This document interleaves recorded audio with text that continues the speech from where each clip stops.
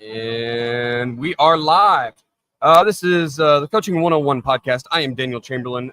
I'm here with Coach Carroll. Coach has been gracious enough to come over and talk to me today. We're with Ace Sports, both of us. Right. And we're here in, I keep trying to say Naples, Florida. I have no idea why. Tampa, Florida. Yep. At this athletic directors conference. And it has been a kind of a cool showing so far. Yeah. Beautiful weather down here. Great weather. About 45 degrees warmer than it is at home. That's so that right. was pretty nice. That's right. But Coach is gracious enough to come over and talk a little bit of offense with me. But first, Coach, why don't you give us your rundown, kind of introduction? So I coached at Lassiter for about 17 years. Coached at Pope. These are all schools in East Cobb, Carroll, Wheeler. Played at Auburn. Know a little bit about football. And talking about the spread, so I actually coached receivers when Chip Lindsey was our head coach. Everybody knows Chip Lindsey. He's the offensive coordinator at Michigan, was at North Carolina, been a head coach at Troy, been at Auburn as an OC, Southern Miss as an OC. So I learned a lot about the spread with him. And one thing about Chip, he was so good on Friday night, he would just get in a roll. And his only read was if there was 5.5 in the box, we would run it. I mean, we'd run zone, stretch, counter, zone read. And when we threw it, after we started gashing him a little bit, we would try and get that apex linebacker to come inside where we at least have 6. And now you've got a corner, safety. If we're in doubles, we can run our screens. We can run sail. We can run shallows. We can run all that kind of stuff. And that opened it up. And then when they started getting gas, they started pulling people out, and then we just run it again on them. And we averaged 40 to 50 points a game when he was the offensive coordinator and the head coach. And then when he left, Jeff Irwin came in from school in Alabama, and he ran the same thing. And we were successful. I mean, there were times where we didn't have the talent, but we were so good at what we did, we stayed in the ball games. Yeah. So I've had a lot of conversation with Ron Mackey over the years, mainly on the other podcast. So I do the football coach podcast as well. But, he's a huge proponent of using the spread and the air raid. Right. Where most people try to go to the wing tee or flex bone or something because we don't have kids. We don't have the numbers. We don't have the talent. Right. He's like, why not get the game away from all those linebackers, right? Get out there in space. And you need one guy that can kind of run it. We're waiting on, look at the Chiefs. Maybe just threw an interception. A cat that can run it, throw it just a little bit. Right. But honestly, get +1 in the run game with a light box and go to town, right? Yeah. But, if you have a good quarterback and you have marginal receivers, I mean, we would run like the hitches, the slants, and just kind of keep getting first downs and then pop them on a crossing route, which is if you're in doubles, the outside guy is running a 15-yard dig. The Y is running a sail 13 to 18. And then we got our H running a grab route. And then we got our X running a post. And this is all set up on the safety. So if that safety sees that Y, which is the tight end, coming across, a lot of times he might want to jump it. So when he jumps it, we're one-on-one on the front side with that wide receiver, and we're running a skinny post. And now we've got something down the field, or we got something 18 yards to the sideline. Yeah. So if they double cover the safety of the receiver, we got that wide open. Yeah, White Cross has been one of the plays that I have gravitated towards in the passing game for that reason. Man. That's right. I just feel like you can – it just works against everything. Right. I mean, you really can just start isolating kids, put them on an island, and I like to pre-snap read one, the front side, and then of course post-snap with the crosser. But I feel like it's a beautiful play, and you don't need superior athletes. Anywhere. You just got to be able to get the ball out. And we would even throw routes that were really a run in the running game. We would go trips and run. We'd bring the H over, right? So you have H, you have Y, and you have Z. And we would just run a quick screen to the H where we have 2 blockers. So it's like we're cutting down half the field, right? And we got 2 guys going down the sideline blocking, and we got a guy, with the ball. And then we'll also go empty, and then we'll run something with the F, maybe just a little quick screen. We run everybody off, and now it's him against the linebacker for big yards. Yeah. Yeah. I have really gotten into that. I'm kind of an 11P guy. I'd like to have a tight end, an H-back type, generally more H-back. But man, just getting kids in space right now is very lethal for defenses. Yeah. Yeah. And it's hard to align to everything. There's several studies have been done, but a couple of years ago we had a coach that basically said 70% of the touchdowns he gave up that season were due to poor alignment. Right. And it wasn't the defense that you called. It was the kid was lined up wrong to start. Correct. Well, if you get kids, we're super tag heavy offense. You start getting the kids have to talk, and defense has got to communicate. And align to all these weird formations. Right. I love Kenny's the way he does it. Right, like it's formations, not plays. Just throw 35 formations at them in a game and see if they screw up on any of them. Right. But we'll have formations like trip is Z, Y, and H. But if we see a matchup, we might go Trey, and we're swapping. Now we're taking our H and putting him in the middle because we think we can beat that linebacker that's sitting out there. Yeah. And so a lot of it's about matchups, and our guy's better than yours, and we're going to run those plays until they bring somebody, maybe bring the safety over. When they bring the safety over, we're going backside. We might be running a sail, Yes, we are, Mark. So you said earlier, you said if you have a great quarterback, he can make up for marginal receivers. Yes. But what if you don't? Because that's where a lot of guys just get into these flex bones and wing tees and slot tees because there's proven tradition there. It works. Right. Shorten the game because I just don't have the guys. But you honestly don't need a quarterback, right? No. I mean, look at the single wing. It was just a spinner back. They don't even call him a quarterback. So how do you get those years you're down, you don't have the guy that can spin it? What are you doing to modify? Well, then hopefully you have some big linemen. Like I'll give you a perfect example. There's a school in Cherokee County called Sequoia, and they hired us to come teach them how to run the spread. And halfway through the season, I don't know if the head coach didn't buy into it, but they went right back to wing T. And they've won, 9 to 10 games a year the last 5 years and gone to second round, third round, quarterfinals. Right. Because they have those linemen, they got the big fullback, they got a quarterback that can hand it off, but he can run. Maybe not a thrower. Right. So, there's definitely different options for that. Yeah, 100%. Yeah. I just think when you make a defense spread out, I think that's where you're going to gain your most advantage. Because what do we want to do? It's high school football. You want to run the rock. Right. You know what I mean? Right. I look at those flexbone teams, and look, we got beat by a flexbone team this year, and it was the misdirection and all, but they ran it pretty well, right? Yeah. We had a bad game. It is what it is. Right. But running into a 10-man box is always difficult. I know. But what they picked up from us, they started spreading their guys out a little bit. So it wasn't 11 guys in a what I call a refrigerator box. Right. They started spreading the receiver out. Their H went out a little bit, but they still motioned them back in.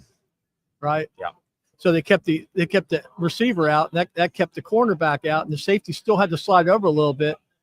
But when they go in motion, that guy's got to follow them, so they got some movement going on. Yeah. So that's what they were doing, and they're successful at it. Yeah, we love the misdirection. The OC that I work with now, his name's Cameron Palmer, and he's really good at like the motions, the shifts, the trades. What are you gonna do? You're gonna make that kid have to follow him across here, right? And that's pretty hard for coordinators to get around. I mean, you start talking 12 personnel, you get 2 tight ends on the field. Yeah, defenses forget what football is. Like right. A lot of them can't line up for whatever reason. So it's good to like stress them out with that. But I think getting that kid that they're already trying to hide, right? At maybe he's a corner and he can't tackle. Maybe he's an outside backer or inside, whatever. I'm getting a kid that doesn't want to be in space and putting him in space. Yeah. But even like we're talking about running and passing and stuff. We would even when we were spread, we would take our fastest guy, which was at one time it was the Z. And we'd run him in motion, just run a speed sweep, and the quarterback would just pitch it to him. And that's a pass, but it's really a run. It's really a run. And he just takes off. We're blocking down on the strong safety. The receiver's running that guy off. So man, he's hitting that sideline, picking up 10, 15, 20 yards. But it's really, for us, it's like a design speed play. Yeah. Right. Yeah. Yeah. So I mean, I'm a big fan of jet sweep. I think it's a staple. You'd be better carry it, right? That's you can exactly get the ball out right. there so quick, right? And all the weird variations people are running with it now. They're a lot of fun to watch. And the crazy thing is, like we would do it 2 or 3 times, where they would just start leaving the linebackers would just start sprinting to the sideline, and we would fake it, and then hand it to the back on a counter to the backside, and it's like he hits his head on the goalpost because everybody's this way and he's cutting back. So when you get into the run game, you kind of talked about inside zone, outside zone, some stretch plays. Are you gap scheme or zone scheme more? Which one do you prefer? Why? Well, I didn't do the line, but we had guys that were very athletic that could move, and they could step and just seal. Now if you're big and heavy and stuff like that, I wouldn't do that. But we had pretty athletic guys that could actually move and seal and stuff. So we just had a really good winter program where we did a lot of agility and weightlifting and stuff like that. So, you know, I love so I'm a science and art kind of guy, right? I love the art of zone run plays. Yep. They just look so good when they happen. Yeah. Gap scheme, I'm still a GT counter guy. That's where my heart lives is GT and GH counter. Right. But when zone hits right, and the running back runs in there and there's nothing, boom, hole. And now he's going for 30 or 40 or, whatever. Yeah. Like it is fun to watch. A good zone team. And we ran that at Pope. We ran the GT and all that kind of stuff. They were big. Didn't really have a great quarterback. And we moved the football. But, the thing is we didn't score a lot, but neither did they because we were on the field a lot. Right. It's one of those games. But, if you get behind, it's tough sledding trying to, score some points quick. So when it comes to, like, we're talking spread, and not that you have to compare it to all the I call them antiquated offenses. I realize they're very much alive and thriving. I mean, Army Navy was just yesterday. So, like, there's a place for those. But I forgot where I was going with it. That's all right. Spread versus go ahead. I'll think of it in a minute. Yeah. You're talking about running the bone and stuff. So when I was in college, we ran the wishbone. Pat and I ran it. And I wasn't real happy with it because I played wide receiver. So blocked a lot. Yeah. And when they first hired him, I asked our receiver coach, I said, what kind of offense is he going to run? He said, wishbone. And I went, like Nebraska? He goes, yeah. I said, they only have one receiver. He goes, I know. So I said, well, how am I going to get on the field, man? We got 8 receivers out here. They're learning to tote the rock. No, he didn't say that. He said, you better learn to block. So I got in the gym and I was like, okay. So I went from 190 to 210 and I learned how to, block. Because you're cracking, you're running alleys. When we're running that option, I leave the corner alone because the halfback's kicking him out. And I'm going either for the first one that shows up, I got to seal it. For sure. And I got pretty good at it. So every once in a while, they throw me the ball. It was either a hitch or a slant or a 10-yard stop. Every once in a while, I'd run a post corner. But that was about it, But I was always wide open. That was the crazy thing because they go to sleep, right? Yeah. Swan song. So in 1981, we're playing Mississippi State. And Alex Gibbs, everybody knows Alex Gibbs. He passed away. Love the guy.